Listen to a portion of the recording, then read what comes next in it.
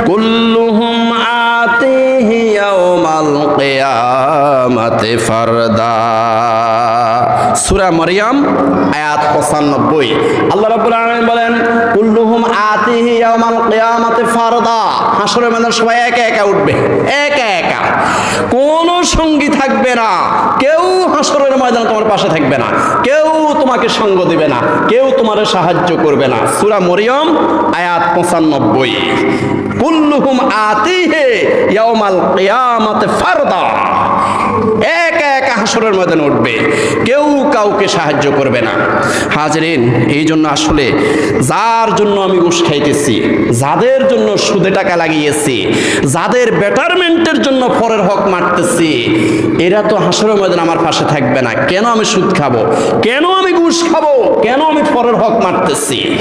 অতএব আল্লাহ সুবহানাহু ওয়া তাআলা বলেন,